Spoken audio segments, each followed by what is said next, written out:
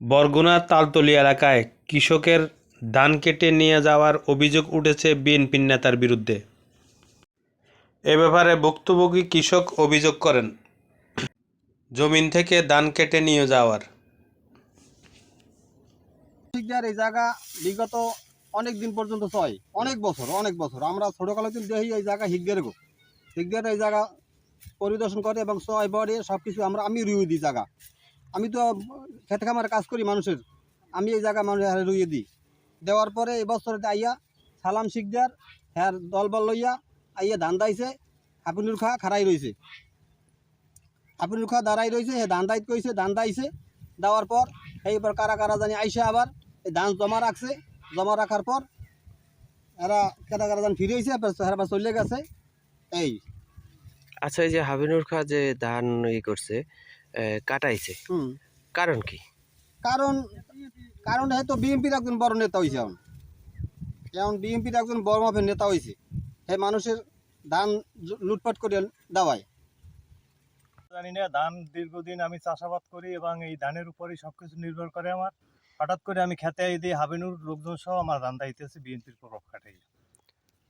এখন আমি কি করতে পারি বা আমি এখন কি করবো? এই ধানের উপরেই তো আমার সংসার সবকিছু নির্ভর করে, এছাড়া তো আর আমার কোনো আয়ের উৎস নাই। এই দুটো ধান থুইয়া আর তো সব কাটতে লয়ে গেছে লোকজন লইয়া, সেখানে আমি বাধা দিয়া কিছু করতে পারি নাই। আপনি এখন কি চান?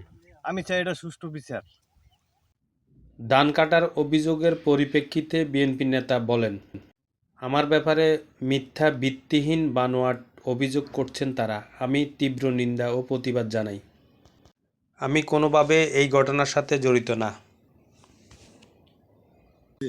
আমার বিরুদ্ধে যে অভিযোগটা হয়েছে এটা সম্পূর্ণ ভিত্তিহীন এবং বানোয়াট। আমি জলভাঙ্গা যাওয়ার পরে আমি নিশ্চিতভাবে জানতে পারি যে দুই গ্রুপে ধান কাটতে যাইতেছে। আমার পরিচিত বিদায় আমি সরজমিনে যাইয়া দেখি তারা ধান কাটতেছে। আমি সেই ধানটা জমা রাখিয়া ফরাত হোসেন আক্কাস মির্জার মাধ্যমে সালিসি ব্যবস্থার ডেট হয়েছে সোমবার, আজকে সে সালিসি ব্যবস্থা হয়েছে। এই পর্যন্তই ধানটা জমা আছে। এটাই আমার বিরুদ্ধে যে অভিযোগটা আনাইছে সম্পূর্ণ মিথ্যা এবং বানোয়াট। উপস্থিত না থাকতাম দুই গ্রুপে রক্তক্ষয়ী সংঘর্ষ হইত এবং এক পক্ষ তার ওয়াইফকে জমিনে ফালাইয়া কাছি দিয়ে জবাই করার চেষ্টা করছিল।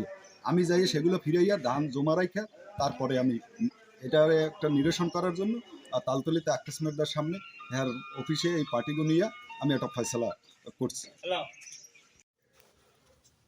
নিজাম শিকদার মূলত ওই জমির চাষাবাদ করছে, সেই সূত্রে সে জমির ধানের মালিক।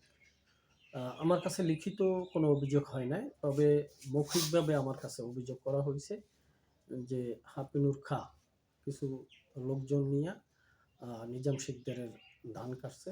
এই বিষয়টা এইভাবে আমার কাছে একটা মৌখিক অভিযোগ আসছে। আচ্ছা, এ বিষয়ে আপনি কি কোনো পদক্ষেপ নিয়েছেন কিনা? না, আসলে আমি বিষয়টা জানছি ধান কাটার পরে, যার জন্য ওইভাবে কোনো অভিযোগ মানে পদক্ষেপ নেওয়ার সুযোগ ছিল না।